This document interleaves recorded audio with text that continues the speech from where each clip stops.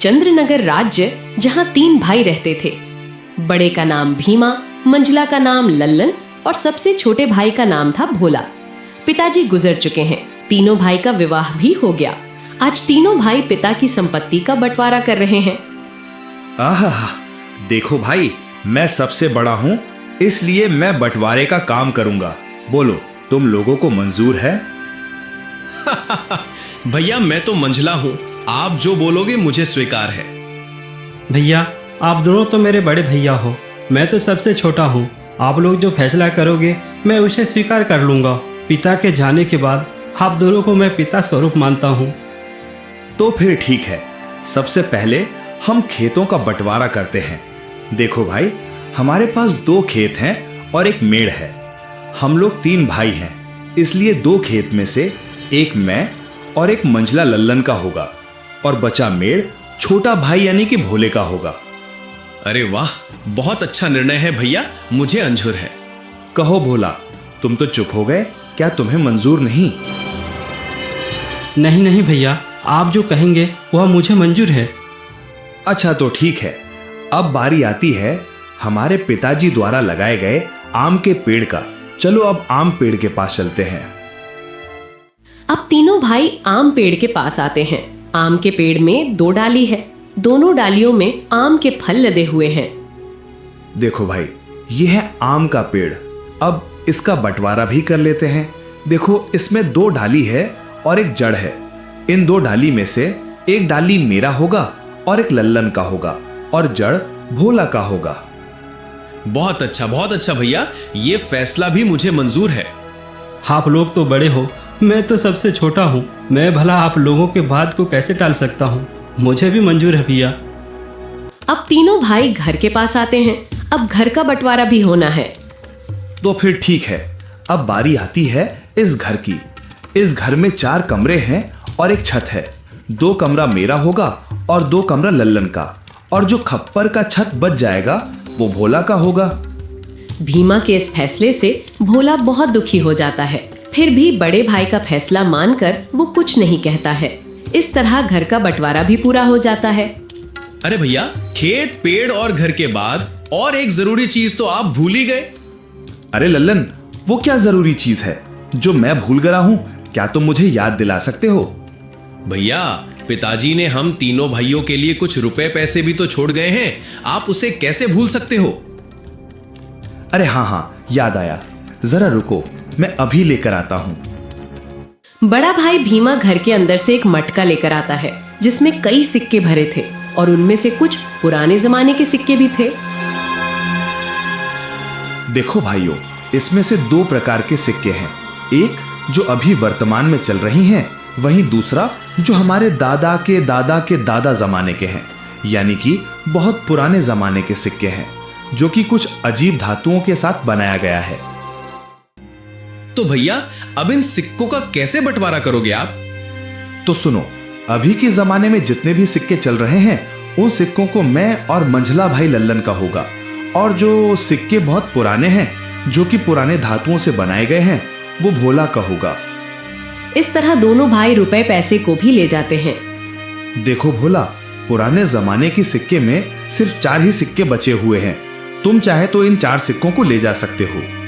और बहुत ही पुराने जमाने के 4 सिक्के भोला को देते हैं। भैया, आप दोनों तो सारे रुपये पैसे ले लिए। अगर मेरे तकदीर में ये सिर्फ 4 रुपया ही लिखा है तो मैं उसे स्वीकार करता हूँ। भोला अपने हिस्से के 4 सिक्कों को लेकर घर के अंदर जा ही रहा था कि तभी बड़ा भाई रोककर कहता है, अरे भोला, तू पगला गया है क्या? तूने सुना नहीं? बंटवारा हो गया है। अब इस घर में हम रहेंगे। तुम्हारा हिस्सा तो छत में है। तुमको तो बंटवारा छत में दिया गया है। अब तुम उस खप्पर छत में जाकर रह सकते हो। इस घर के अंदर अब तुम नहीं रह सकते। अब ये घर हम दोनों का हुआ। भैया, आप ही कैसी बातें कर रहे हो? मैं कहाँ जाऊँगा? मेरा तो अभी अभी शादी हुआ है। मैं कहाँ रहूँगा भैया? अरे भोला भाई, ये तो तुम्हें पहले सोचना था ना, जब बंटवारा चल रहा था। अब पछताए क्या करें जब चिड़िया चुग गई खेत। दोनों भाई ने भोला और उसकी पत्नी को घर से धक्के मारकर बाहर कर दिया।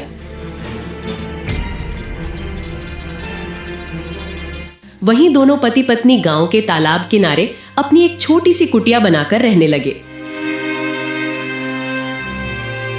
हे भगवान, यह हमारे साथ क्या हो रहा है? अब ना घर का रहे ना घाट का, कैसे चलेगा जीवन? 2 वक्त की रोटी तो छोड़ो, एक रोटी भी नसीब में नहीं है। अब रोते जाओ, जी भर के रोते रहो। अकल तो तुम्हारी घास चढ़ने गई थी, मेरी मती मारी गई थी जो मैंने तुम्हारे साथ विवाह किया। मेरी तो किस्मत ही खराब है। बड़े भाई बोलकर तुमने कुछ ज्यादा ही इज्जत दे दी। देख लिया नतीजा, अब भुगतो। पद्मा, वह दोनों मेरे बड़े भाई थे। अब बताओ भला, मैं उनसे कैसे सवाल जवाब करता? अच्छा, तुम्हारे बड़े भाइयों ने तो अपने छोटे भाई के लिए कुछ नहीं सोचा? सब कुछ तो रख लिया। तुम्हारे हिस्से में क्या दिया है? खेत के नाम पर मेड़ दिया है और पेड़ के नाम पर जड़ दिया है, घर के नाम पर छत दिया है और पैसे के नाम पर ये आदम जमाने के 4 सिक्के दिए हैं। पद्मा, अब बस भी करो, और कितनी ताने मारोगी? अब छोड़ो उन बातों को। चलो छोड़ दिया, अब बताओ आगे का क्या? क्या करोगे, क्या खाओगे, कुछ बताओगे मुझे? अब मैं क्या करूं पद्मा? अब तो मेरे पास कुछ भी नहीं है। एक काम करता हूँ, मैं मुखिया के पास इन पुराने सिक्कों को लेकर जाता हूँ। शायद इन सिक्कों के बदले मुझे कुछ नया सिक्का मिल जाए।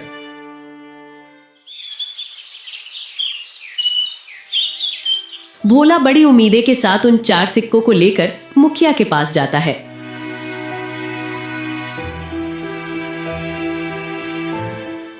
अरे भोला, तुम यहाँ? बताओ कैसे आना हुआ? मुखिया जी, मेरे पास यह सिर्फ 4 सिक्के ही हैं। क्या आप इन सिक्के के बदले मुझे कुछ नए सिक्के दे सकते हैं? अरे भोला, ये सिक्के बेकार हैं। अब ये चलन में नहीं रहा। भला तुम्हें इन सिक्कों के बदले कौन पैसे देगा? सच में तुम बहुत भोला हो। अब मैं क्या करूं? हे भगवान, मैं तो बर्बाद हो गया। मेरा सब कुछ लुट गया। अब देखो भोला, मैंने भी तुम तीनों भाइयों के बंटवारे की बात सुनी है। सुनकर बहुत बुरा लगा। दोनों भाइयों ने तो सब कुछ ले लिया और बदले में तुम्हें कुछ नहीं दिया। ऊपर से उन निर्दयी भाइयों ने तुम्हें घर से भगा भी दिया। हे भगवान, ऐसा भाई तो दुश्मनों को भी ना मिले। अभी क्या करूं मुखिया जी? लगता है मेरी तकदीर में कुछ नहीं है। मेरा मर जाना ही ठीक है। तुम्हारी दुख मुझे देखा नहीं जाता भोला, पता नहीं क्यों। वैसे तो मैं किसी के ऊपर दया नहीं करता, फिर भी तुम्हारा दुख देखकर मेरे जैसे कठोर दिल भी आज पिघल गया। एक काम करो भोला, कल से तुम और तुम्हारी पत्नी मेरे खेतों पर काम करो। मैं जितना मजदूरी दूसरे मजदूरों को देता हूं, उससे ज्यादा मजदूरी मैं तुम दोनों को दूंगा। वैसे भी तुम्हारे पास अभी कोई काम नहीं है। हाँ मुखिया जी, मैं आपके यहाँ काम करूँगा। मेरी पत्नी भी काम करेगी। ठीक है भोला, तो फिर कल सुबह से खेत पर काम के लिए आ जाना। और ये तुम अपने सिक्के अपने पास ही रखो, शायद यही तुम्हारी 4 रुपए की तकदीर वाली निशानी है। भोला उदास होकर वापस अपने कुटिया पर आता है। भोला की पत्नी रास्ता देख रही थी। भोला अपनी पत्नी के पास आकर सारी बातें बताने लगता है। अब यही दिन देखना बाकी था। अब हमें दूसरे के खेतों में काम करना पड़ेगा। हाय रे मेरी किस्मत। अब देखो पद्मा, तुम ज्यादा ज्ञान मत दो। हमें काम मिला है, कल से काम पर जाना है। इस तरह दिन गुजरता गया। भोला और पद्मा अब मुखिया के खेतों पर काम करने लगे। रोजी रोटी का एक जरिया उन्हें मिल गया। खेतों पर फसल लहलहाने लगी। अरे भैया, इस साल तो हमारा फसल बहुत अच्छा हुआ है। हाँ भाई, इस साल तो बहुत ज्यादा फसल हुआ है। इस साल बहुत आमदनी होगा। अब चलो भैया, अब घर चलते हैं, कल सुबह फिर आएंगे।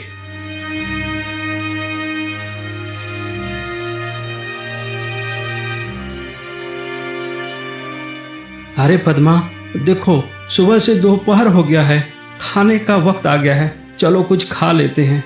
वैसे आज खाने में क्या है पद्मा? घर में जो भी थी रूखी सूखी सब ले आई हूँ, जाकर ठूसो। थके हारे भोला और पद्मा दोनों खेत के एक किनारे में बैठकर खाना खाने लगते हैं। अरे पद्मा, क्या हुआ? तुम अचानक खाना क्यों बंद कर दी? नहीं नहीं, कुछ नहीं। मैं तो बस ऐसे ही कुछ सोच रही थी। क्यों पद्मा, क्या हुआ, बताओ भी। देखो ना, हम कितना काम करते हैं सुबह से लेकर शाम तक। ऐसा कब तक चलेगा? क्या तुम्हें नहीं लगता कि हमारा कोई संतान भी हो जो बुढ़ापे में हमारा सहारा हो? हाँ पद्मा, बार बार मैं भी यही सोचता हूँ, पर क्या करें, यह सब हमारे हाथ में नहीं, यह तो ऊपर वालों के हाथ में है। पता नहीं किस जन्म की सजा भुगत रही हूँ। भगवान ने तो हमसे मुंह मोड़ लिया है। बेघर होकर हम भटक रहे हैं। हमारे भाग्य में कुछ नहीं, न कोई संतान, न कोई जमीन जायदाद। हाँ पद्मा, अब तो भगवान पर भी भरोसा उठने लगा है। भोला और पद्मा दोनों बातें कर ही रहे थे कि तभी वहां अचानक एक चिड़िया आकर बैठ जाती है। अरे अरे, ये देखो तो, यह तो एक चिड़िया है, हमारे पास ही आकर बैठ गई। लगता है इसे भूख लगी है, हमें इसे कुछ खाने को देना चाहिए। हाँ पद्मा, तुम इसे कुछ खिला दो, शायद भूख के मारे यहाँ आ गया होगा। पद्मा ने उस चिड़िया को कुछ चावल देती है। चिड़िया कुछ देर पद्मा को देखती रहती है, फिर चिड़िया उस चावल को खाकर उड़ जाती है। अब चलो पद्मा, घर चलते हैं, शाम भी हो रहा है। भोला और पद्मा दोनों खेतों पर काम करने के बाद अपना कुटिया पर चले जाते हैं।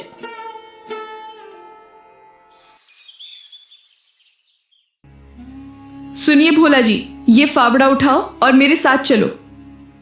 पर कहाँ? तुम फावड़ा लेकर कहाँ जाने की बातें कर रही हो? ज्यादा सवाल जवाब नहीं, मेरे साथ चलो, आज कुछ जरूरी काम करनी है। क्या? कोई जरूरी काम, वो भी इस वक्त रात को? हाँ जी, आज हम वो काम करने जा रहे हैं जिसे आपको पहले ही कर लेना चाहिए था। पद्मा के कहने पर भोला फावड़ा उठाता है। दोनों पति पत्नी अपने उस खेत के मेड़ पर आते हैं जो उन्हें बंटवारे पर मिला था। पद्मा, यह तो हमारा मेड़ है, और वहाँ पर जो फसल लगी है, जहाँ पानी भरा हुआ है, वह तो मेरे दोनों बड़े भाइयों का खेत है, और हम जहाँ खड़े हैं यही हमारा मेड़ है। इसलिए तो मैं तुमको यहाँ लेकर आई हूँ बुद्धू। और सुनो, आप इस मेड़ को अभी के अभी तोड़ दो। ये क्या कह रही हो तुम? इससे तो मेरे दोनों भाइयों के पूरे फसल बर्बाद हो जाएगा। बिना मेड़ के भला खेती कैसे हो सकता है पद्मा? ये समस्या तुम्हारे भाइयों का है, तुम्हारा नहीं। हमारा मेड़ हमारी मर्जी, तोड़े या रखे। अरे वाह पद्मा वाह, मुझे पता नहीं था, तुम तो बड़ी होशियार हो, अब मुझे समझ में आ गया। इस तरह पद्मा और भोला ने खेत के सारे मेड़ को तोड़ दिया, जिससे खेतों से पानी बह गया और फसल बर्बाद हो गया। अगली सुबह जब दोनों भाई खेत पर पहुंचते हैं, हे भगवान, ये क्या हो गया? हमारे सभी फसल तो बर्बाद हो गया। कितनी अच्छी फसल लगी थी, सोचा था इस साल सोने के गहने लूंगा, पर सपना सपना ही रह गया। अरे भाई, हम दोनों तो बर्बाद हो गए रे। कितनी अच्छी फसल लगी थी, अब बिना पानी से सब सूख गया। भला अब फसल कैसे होगी? अरे भैया, वो देखो, खेत का मेड़ को किसी ने तोड़ दिया है। जब मेड़ ही नहीं है तो खेत में पानी कहाँ रहेगा और हम सिंचाई कैसे करेंगे? जरूर ये काम भोला का होगा, जरूर उसने होशियारी की होगी। भीमा और लल्लन दोनों रोते हुए घर को आते हैं। घर आकर अपनी पत्नियों को सारी कहानी बताने लगते हैं। अरे ये क्या हो गया? देखो जी, मेरी बात सुनो। अगर फसल बर्बाद हो गया है तो कोई बात नहीं, हमारा आम का पेड़ तो है। हाँ, तुमने बिल्कुल सही कहा, पर अभी आम पकने को कम से कम 12 से 15 दिन और लगेगा। हाँ भैया, जब आम पक जाएंगे तो हम उसे बाजार ले जाकर अच्छे पैसे कमा सकते हैं। हाँ लल्लन, तुम बिल्कुल ठीक कह रहे हो। अब यही एक रास्ता बचा है, वरना हम सब भूखे मर जाएंगे।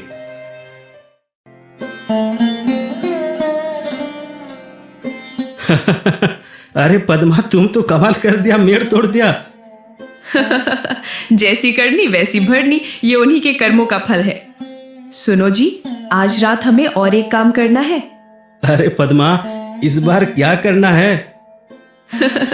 अरे बुद्धू, तुम अब देखते जाओ, वो तुम्हें शाम होने के बाद ही बताऊंगी। जैसे ही शाम हुआ, पद्मा और भोला दोनों कुल्हाड़ी लेकर उस आम के पेड़ के नीचे पहुंच जाते हैं जो उन्हें बंटवारे पर मिला था। सुनो जी, क्या यही वो आम का पेड़ है? हाँ पद्मा, यही तो बंटवारे वाला आम का पेड़ है। एक डाल पर बड़े भैया और एक डाल पर मंझला भैया का अधिकार है। तो फिर हमारा हिस्सा कौन सा है? अरे पद्मा, मैंने तो पहले ही तुम्हें बता दिया था कि हमारा हिस्सा सिर्फ जड़ है, इसके अलावा और कुछ भी नहीं। तो फिर ठीक है, इस पेड़ का जड़ तो हमारा है, इसलिए इस जड़ को रखे या काटे हमारी अपनी मर्जी।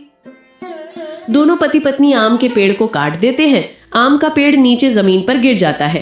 एक जोरदार आवाज होता है। भीमा और लल्लन दौड़कर पेड़ के पास आते हैं। भोला और पद्मा को दोनों भाई पकड़ लेते हैं। अच्छा, तो तू है भोला, तू हमसे बदला ले रहा है। आज तो तेरा खैर नहीं, तुझे तो इसकी सजा जरूर मिलेगी। अरे रुको भैया, हम इन दोनों को राजा के पास ले चलते हैं और इनको कौड़े की मार वाला सजा दिलवाते हैं। हाँ, बिल्कुल ठीक कहा लल्लन तुमने। भोला और पद्मा को दोनों भाई रात भर कमरे में बांध कर रखते हैं।